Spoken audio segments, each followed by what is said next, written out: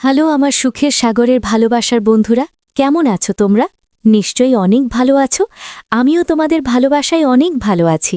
তাই তো আমি তোমাদের জন্য আরও একটি নতুন ভিডিও নিয়ে চলে এসেছি, আর সাথে থাকছে তোমাদের অতি প্রিয় গল্প। তোমরা প্লিজ আমার চ্যানেলটি সাবস্ক্রাইব করে দিও, কেমন? তো চলো দেরি না করে শুরু করে দিই আজকের ভিডিও। আষাঢ় মাসের শেষ সপ্তাহ।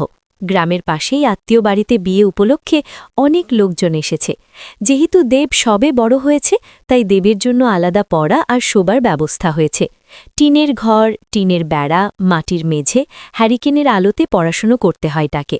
দেবের ঘরে একটা বড় টেবিল আর লম্বা বেঞ্চ পাতা। বিকেল থেকেই টিপটিপ করে বৃষ্টি হচ্ছিল।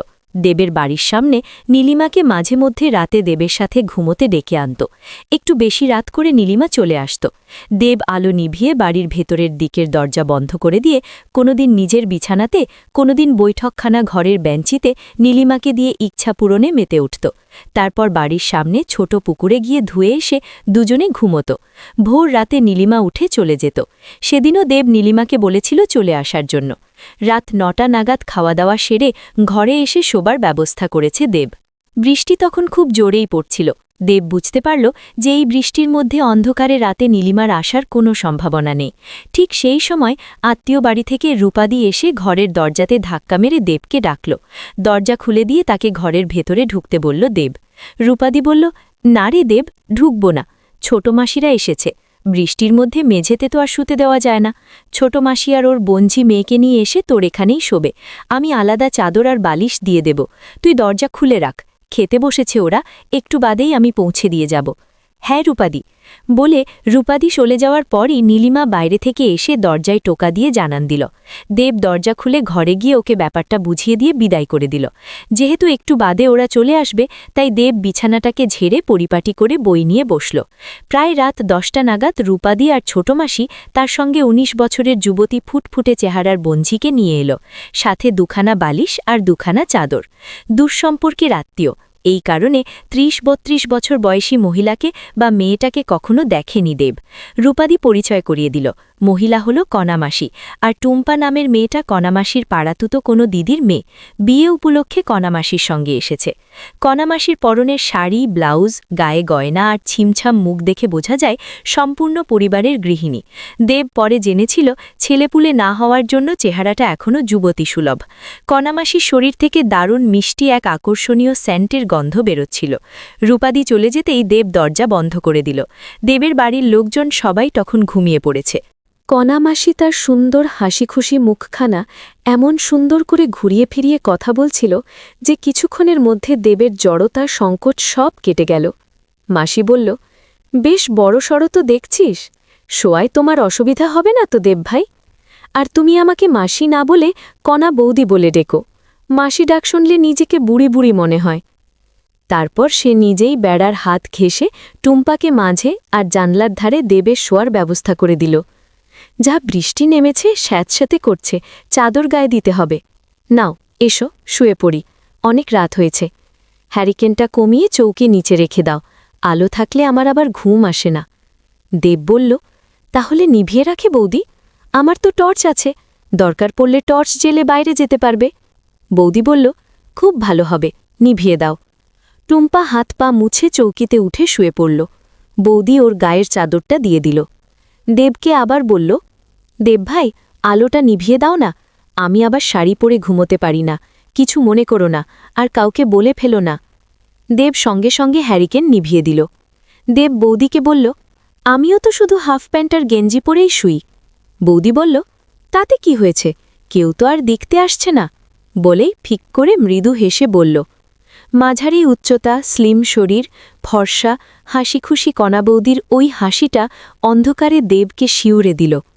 বৌদি শাড়ি খুলে বেঞ্চিতে রাখার সময় অন্ধকারে তার সাথে দেবের শরীরের একটু ছোঁয়া লেগে গেল। বৌদি চৌকিতে উঠে শুয়ে পড়ল। দেব রেডি হয়ে টেবিল থেকে টর্চ নিয়ে আলো ফেলে দেখল বৌদি গায়ের চাদর ঢাকা দিয়ে চিত হয়ে শুয়ে আছে, আর শরীরের ভাঁজগুলো অনেকটা স্পষ্ট দেখা যাচ্ছে। দেব চৌকিতে উঠে তার পাশে বালিশে মাথা রেখে তার দিকে পেছন ফিরে শুয়ে পড়ল। টিনের চালে নীরব বিচ্ছিন্ন বৃষ্টি পড়ার শব্দ হচ্ছিল। বৌদি দেবের গায়ে হাত দিয়ে বলল, চাদর গায়ে গাও, না হলে ঠান্ডা লেগে যাবে তো। দেব চিত হয়ে শুয়ে বলল, পরে গায়ে দেব, এখন ঠান্ডা তো লাগছে না। তখন বৌদি দেবের গালের সাথে মুখ ঠেকিয়ে ফিসফিস করে বলল, আমারটা দিয়ে ঢেকে দিচ্ছি, বড় সাইজ আছে, দুজনের ভালো মতন হয়ে যাবে। চাদরটা দিয়ে ঢেকে দেওয়ার সময় তার শরীরের ছোঁয়া দেবের কানের কাছে লাগল। তার গা থেকে এক অদ্ভুত গন্ধ এসে দেবকে পাগল করে দিচ্ছিল। দেবের উত্তেজনায় অবস্থা খারাপ হয়ে আসছিল। বৌদি দেবের দিকে কাত হয়ে শুয়ে দেবকে আস্তে করে টেনে দেবের গালের উপর গরম ঠোঁটের ছোঁয়া দিয়ে বলল, এদিকে ঘুরে শোও না দেব, আরও ভালো লাগবে। দেব তার দিকে ফিরে শুতেই বৌদি দেবকে জাপটে ধরে দেবের কোমরের ওপর এক পা তুলে দিল। এবার সরাসরি দেবের গালে ঠোঁটে বেশ ভালো মতোই চুমু খেয়ে আদর দিয়ে দুজনের মাথা ঢাকা দিয়ে ফেলল চাদরের তলায়। দেব আর কণা বৌদি বলল, তোমায় খুব ভালো লেগেছে ঠাকুরপো, তোমার সাথে আমার শুতে ইচ্ছে করছে। দেবের কানের উপর মুখ ঠেকিয়ে হিসহিস করে বলল, এসো না, আমার সঙ্গে খেলবে, খুব মজা হবে। ছোটদের সাথে নিশ্চয়ই বড় বউ খেলেছ, আমার সাথে বউ খেলো না, খুব মজা হবে। দেব লজ্জায় সংকোচ ছেড়ে ফেলে কণার গালে আলতো করে চুমু খেয়ে বলল, আমি যুবতী মেয়ের সাথে অনেক কোর্স করেছি, আমি সব জানি। এই বলে সে কণা বৌদিকে তার কাছে টেনে নিল। দেব কণা বৌদিকে আদর দিয়ে যাচ্ছে। কণা বৌদি খুব মজা পাচ্ছে। কণা বৌদি দেবের কানের কাছে মুখ নিয়ে আস্তে করে বলল, এ দুষ্টু, একটু আস্তে ধরো না, আমি চলে যাচ্ছি নাকি? আমি তো আজ সারা রাত তোমার সাথেই থাকব। দেব বৌদিকে পেয়ে আর নিজেকে ধরে রাখতে পারছে না, তাই সে এবার তার আসল কাজ শুরু করে দিল। বৌদি দেবের সাথে তাল দিয়ে যাচ্ছে। প্রায় 10 মিনিট পর তারা তাদের চাহিদা পূরণ শেষ করল। কিছুক্ষণ পর বারান্দায় গিয়ে দুজনে টিনের চালা দিয়ে গড়িয়ে পড়া বৃষ্টির জল দিয়ে ধুয়ে গামছা দিয়ে মুখ মুছে ঘরে এসে শুয়ে পড়ল। তখন রাত 2:30 বাজে।